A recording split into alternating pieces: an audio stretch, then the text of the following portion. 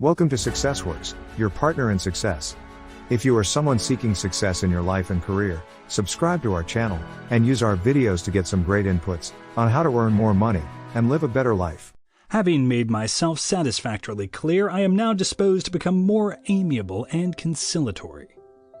Having demolished, I hope, popular misconceptions of the will and the intellect by gunpowder charges of the truth, and having erected a new edifice in place of the old, vague, and misleading one, I am willing to add a few bricks from the old building.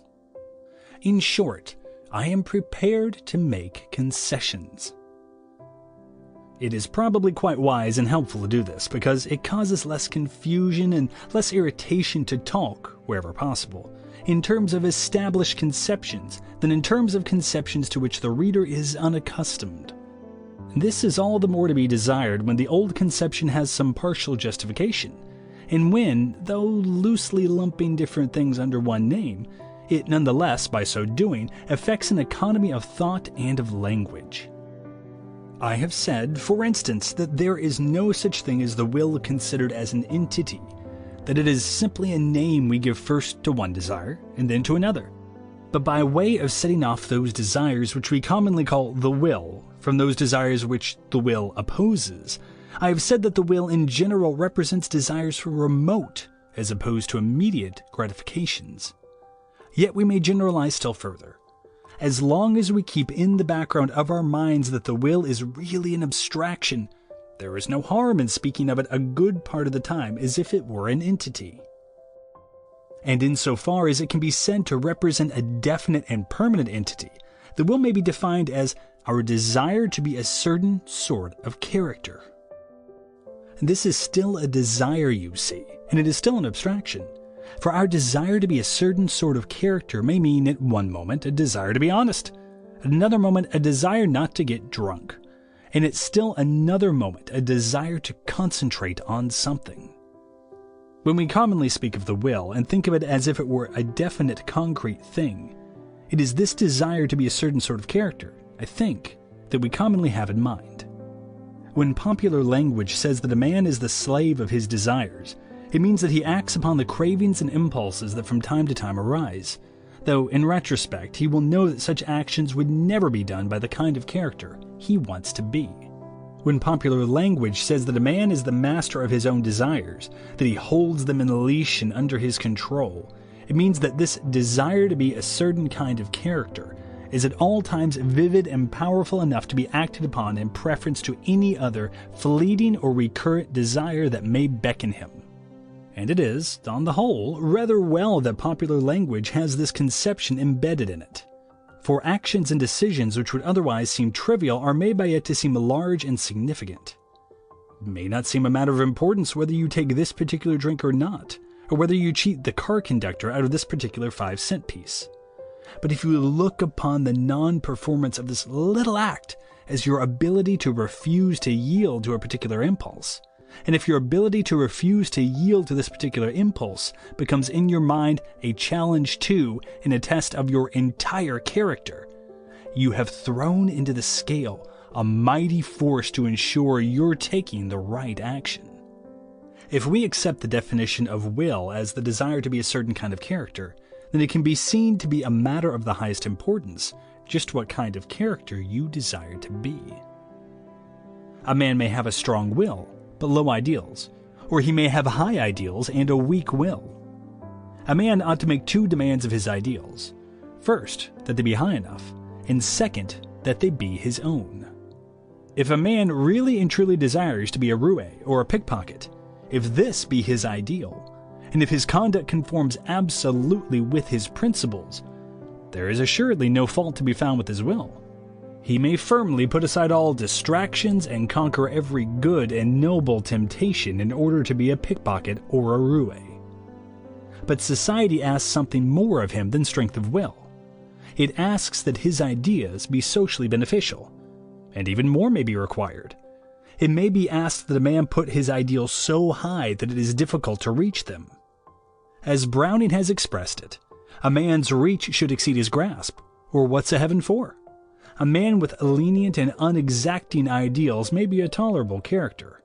He can never be a great one. The demand that a man's ideas should be his own is one more difficult to comply with. It means he must not accept his moral canons and standards unquestioningly from the community.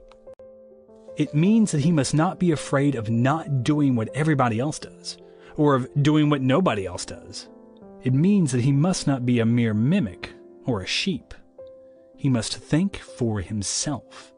He must examine for himself the grounds of right and wrong, and not let the principles upon which his life is conducted be laid down for him merely by other people's opinions. He must not be afraid of criticism if he feels in his own heart that he is right. This is an exacting ideal. It requires the highest moral courage. A man who lives up to this ideal may be a dangerous character.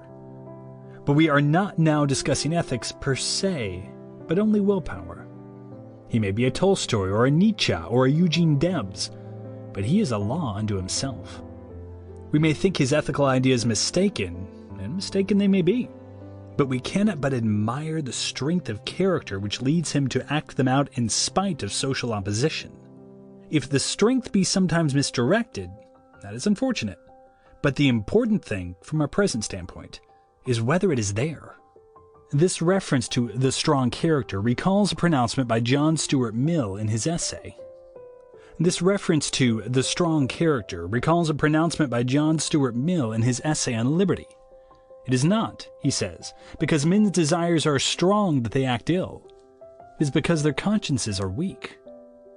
And this aphorism must first be analyzed in terms of our new conception of the will. A man's conscience is simply that group of desires to act socially, usefully, morally, conventionally, to secure the good opinion of his fellow men, or not to fall in his own estimation, not to offend or to give anger or sorrow to his God. Or it may represent his desire to forward any other more ultimate end, to which the gratification of the immediate impulse or desire would be opposed. If the belief that Mill is contradicting with his dictum is a half-truth, so too is his own statement. It is not the conscience itself, nor the evil desires themselves, that ultimately count. It is the relation of the one to the other. The stronger his desires, the stronger his conscience, or counter-desires, must be. The weaker his desires, the less need he has for a strong conscience. But we usually, and rightly, regard the man with the stronger conscience as the stronger and more admirable character. We admire far more the man who has a violent craving for drink but nevertheless fights it down, than we do the man who refrains from drinking, but has no great liking for it anyway. Their outward action may be the same so far as its effect on themselves or society is concerned. But our untrained and unsophisticated judgments are right in attaching the importance they do to the inward struggle. For the weak man who refrains from drinking may not refrain from other actions just as personally or socially injurious that he has a greater desire for. Whereas the man with the stronger conscience, who has been able to fight this desire in this case, may be depended upon to fight lesser desires more easily. We all know the habit that many mothers have of holding up some little mollycoddle as a model to their boy. You never see Clarence do that. And we sympathize with the boy's contempt. Ah, him! He couldn't be bad. A man who is good from docility and not from stern self-control has no character. Mill recognizes this distinction, and in the passage following the sentence of his I have quoted, states powerfully the case for the man with the stronger impulses. Quote, "There is no natural connection between strong impulses and a weak conscience. The natural connection is the other way. To say that one person's desires and feelings are stronger and more various than those of another is merely to say that he has more of the raw material of human nature and is therefore capable, perhaps of more evil, but certainly of more good. Strong impulses are but another name for energy. Energy may be turned to bad uses, but more good may always be made of an energetic nature than of an indolent and impassive one. Those who have most natural feeling are always those whose cultivated feelings may be made the strongest. The same strong susceptibilities which make the personal impulses vivid and powerful are also the source from whence are generated the most passionate love of virtue and the sternest self-control." End quote. I began this chapter with one concession to the older and more habitual way of looking at things, and I shall end it with another. The first had to do with the will, and this has to do with the intellect. I have said that the intellect is a mere valet to the desires, and I have made a good many other disparaging remarks about it. But I can fancy that you were left not only unconvinced, but angry. I can fancy someone's having said while reading those remarks of mine, "My desires are determined by my intellect. A man's desires are not the desires of a rabbit. I desire to read Shakespeare and Schopenhauer. I actually prefer it to spending my evenings in a pool room or with some pretty female thing. Has not my intellect formed my desires? Has it not dictated them? What sort of flapdoodle are you trying to tell me?" Now, before such an assault, I am humble and retreat with a magnanimous gesture. It is strictly true that the desires and the intellect cannot be separated. They interact. Our desires may originally determine the direction of our intellectual interests, but once our intellectual interests have taken a certain turn, they may awaken new desires and abandon old ones. The reading of Nietzsche may change a man's ideals and aims in life. A desire for a life of study may suddenly turn into a desire for a life of action. We have defined will as the desire to become a certain sort of character. We have seen that, at critical moments, when the craving to do a certain thing threatens like a great tidal wave to sweep us helpless before it. It is this desire to become a certain sort of character which throws its weight in the scale with the other weaker desires to balance us. It is this desire which stands like a rock to cling to until the torrent has spent its force. It, too, may be swept away at times. But when it is, we know that it has not been strong enough. But when it is, we know that it has not been strong enough. It is a warning that the breakwater has been too low and too weak. We must build it higher and stronger. We must strengthen this desire to become a certain sort of character. The ideal that we actually form will depend upon our parents, our religion, our associates, our reading, our thinking, the traditions of the nation, and the age in which we live. Many of these elements are intellectual, and to the extent that these determine our ideals, they determine part of our desires. But even here, we cannot say that the intellect creates our desires. Rather, it transforms them. They exist congenitally in the form of raw materials, or more strictly, they exist as a country's natural resources exist, waiting to be worked up by our environment and our intellect, itself shaped by environment, into the finished product. Practically all men are born with the sexual instinct. But though this particular instinct in its raw state may be present in equal degrees in 3 men, environment, training, and intellect may so shape this raw material that the first man may elect to marry and lead a normal sexual life. The second may launch forth as a roue, and the third may enter and abide by the vows of the priesthood. Similarly, the pugnacious instinct which makes dogs fight and men go to war may also, through environment and the intellect, be discharged through the channels of football or a philosophical controversy. It is the same with gregariousness or any other instinct. These are the materials, the desires, the finished products. But though the intellect can control the finished product, it cannot control the raw materials. One cannot lose an inborn instinct by thinking. One cannot create one by thinking. In this respect, the intellect bears the same relation to the instincts as man bears to matter. He can transform it, beautify it, give it value, turn it to his purposes. But he cannot create it, and he cannot destroy it. And if we are to consider this question in a truly philosophic, not to say a metaphysical manner, I may as well confess right here that in talking of desires and the intellect, I've been doing a somewhat dubious thing.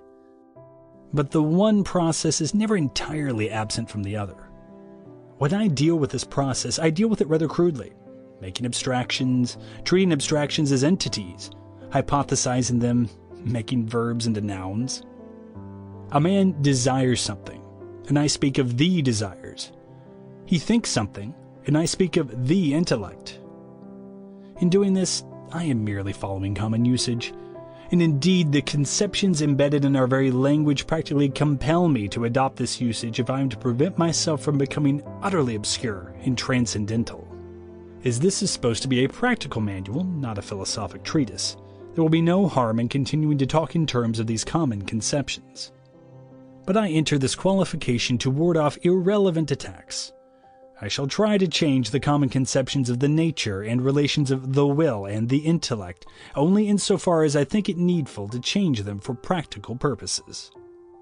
And now, having presented my apologies and concessions, we can have done with this everlasting theorizing and come to practical cases.